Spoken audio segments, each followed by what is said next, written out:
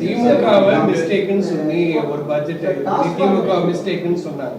ஆனா இப்போ வந்து இவங்க அறிவிக்கிற பட்ஜெட்ல எப்படி நம்ம இன்க்ரீஸ் ஆகாதா, இல்லை இதில் வந்து லேக்கேஜ் ஆகாதா, இல்லை இதில் ஏதாவது அதுதான் உங்களுக்கு லீக்கேஜ் ஆகிற எல்லாத்தையும் நாங்கள் அடைச்சிட்டோம் எல்லாம் வந்திருந்தா அது that should have really reflected in your எஸ்ஓடிஆரில் கொடுத்துருக்கணும் இல்லையா?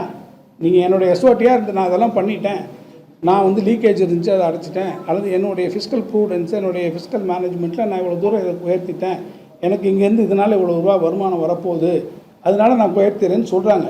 எனக்கு 15,000 கோடி வருமானம் வரப்போகுது, அதுக்கு நாங்கள் மான்டெக்ஸுங்க அல்வாலியா மூலமாக நாங்கள் ஒரு குழு போட்டிருக்கோம், இந்தந்த இடத்துல இருந்தாலும் எங்களுக்கு வருதுன்னு நீங்கள் சொல்கிறீங்களே, அப்படியானால் உங்களுடைய எஸ்ஓடிஆரில் அது ரெஃப்ளெக்ட் ஆகணுமே. நான் சொல்லியிருக்கக்கூடிய பிகரில் எஸ்ஓடிஆரில் ரெஃப்ளெக்ட் ஆகலையே, அதை விட கம்மியாக தானே வருது. அப்படி என்றால் என்ன அர்த்தம்? ஸோ நீங்கள் என்னென்ன காரணங்களை சொன்னீங்களோ அந்த காரணங்கள் உண்மையான காரணங்கள் அல்ல, அது அப்படியே தான் இருக்கிறது. நீங்கள் சொன்ன காரணங்கள் எந்த விதத்திலும் இல்லை. அது உண்மையாக நீங்கள் சொல்வதான உண்மையிலே அது if it has really been translated in terms of actual and concrete action that should have been reflected in the actual figures. உறுதியாக சார், அதான் இன்னைக்கு அவரே ஒரு கன்ஃபெஷன் ஸ்டேட்மெண்ட்டை கொடுத்துருக்காரு. கடன் என்பது வாங்கத்தான் முடியும், ஒன்றிய அரசாங்கத்திலிருந்து நாங்கள் வாங்கத்தான் முடியும்னு சொல்லி நான் இப்பயும் சொல்கிறேன். கடன் வாங்குவது இந்த இரட்டிப்பாகக்கூடிய இந்த சூழ்நிலை வந்து கொண்டு தான் இருக்கும். திராவிட முன்னேற்ற கழக ஆட்சியிலே மக்கள் நலத்திட்டங்களுக்காக நாங்கள் கடன் பெற்றிருக்கிறோம். அந்த கடன் பெற்றிருக்கக்கூடியதற்கு உரிய இதே காரணங்களை தான் நாங்கள் அப்பயும் சொல்கிறோம். ஒன்றிய அரசாங்கம் என்ன நிர்ணயித்திருக்கிறதோ, ஃபினான்ஸ் கமிஷன் என்ன லிமிட் கொடுத்துருக்கிறதோ அந்த லிமிட்டுக்குள்ளே தான் நாங்கள் இருக்கிறோம். 27% 27% நாங்கள் உள்ளுக்குள்ளான் இருக்கிறோம் என்பதை நாங்கள் அவர்களுக்கு தெளிவுபடுத்தியிருந்தோம். அதுக்கு மேலேயும் தான் எங்கிட்ட சொன்னாங்க. இன்றைக்கி அவங்களே அதை ஒத்துக்கிட்டு தான் சொல்கிறாங்கன்றது தான். அது அவங்களுக்கு இன்றைக்கி அந்த கடன் வாங்கத்தான் போகிறாங்க, இப்போயும் வாங்கியிருக்காங்க.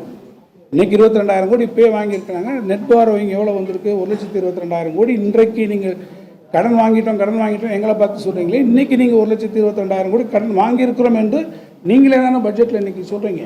இனி வரக்கூடிய 5 வருட காலத்தில் நீங்கள் ஆட்சி பொறுப்பு இருந்தால் இந்த கடன் எப்படி ஒரு மல்டிப்ளையர் எஃபெக்ட் இருக்கும்ல? அது இந்த அரசு மீது இந்த முதல் இன்டரிம் பதில் பட்ஜெட் மேல எதிர்க்கட்சிகள் குற்றச்சாட்டு தேர்தல் வாக்குறுதிகள் எதுவும் அதில் இல்லை, பெரிய அளவிலான திட்டங்கள் தமிழ்நாட்டுக்கு எதுவும் அதில் இல்லை அப்படிங்கிறத குற்றச்சாட்டு.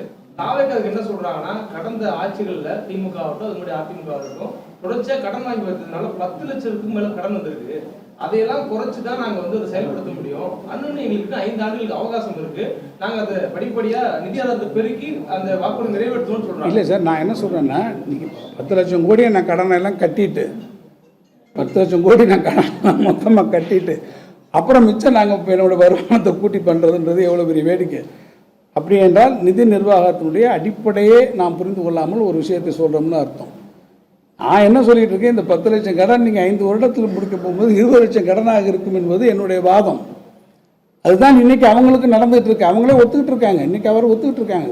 நிதித்துறை செயலாளர், ஏன்னா தாவேக்காரங்க அரசியலுக்காக ஒன்று சொல்லலாம், நிதித்துறை செயலாளர் என்ன சொல்கிறார், அதுதான் நடைமுறை, அதுதான் நடக்கும். ஏனென்று கேட்டால் நாம் திராவிட முன்னேற்ற கழக ஆட்சியிலே மக்கள் நலத்திட்டங்களுக்காக நாம் வாங்கியிருக்கிறோம். இன்னும் கூட சொல்லப்போனால் அவங்களே ஒரு பத்தியில் சொல்கிறாங்களா இல்லையா?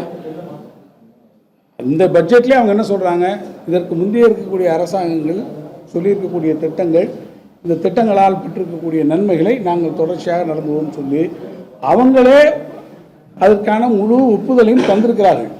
அப்போ அவங்களே சொல்கிறாங்க, இந்த குறியீடுகளில், இந்த வளர்ச்சிகளில், பொருளாதாரத்தில், சமூக குறியீடுகளில், சமுதாய வளர்ச்சியில், சமூக நீதி திட்டங்களில் இந்த அரசு செய்திருக்கக்கூடிய இந்த சாதனைகளை, இந்த திட்டங்களை நாங்கள் தொடர்ந்து செய்வோம் என்று சொல்கிறார் என்று சொன்னால், இதையெல்லாம் செய்வதற்கான கடன் நாங்கள் வாங்கணுமே.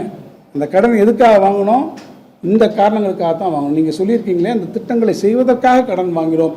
இன்றைக்கு இந்த திட்டங்களை செய்திருக்கிறதுனால் இந்த நல்வினை ஏற்பட்டிருக்கிறது, இந்த நல்ல எஃபெக்ட் ஏற்பட்டிருக்கிறது, இதை நாங்கள் தொடர்ச்சியாக செய்வோம் என்று அவர்கள் சொல்கிறார் என்று சொன்னால், எந்த அளவிற்கு வாங்கிய கடனை மக்கள் நலத்திற்காக திராவிட முன்னேற்ற கழக அரசு அவற்றை செலவழித்திருக்கிறது என்பதற்கு அவங்களே எங்களுக்கு கொடுத்திருக்கக்கூடிய நற்சான்று.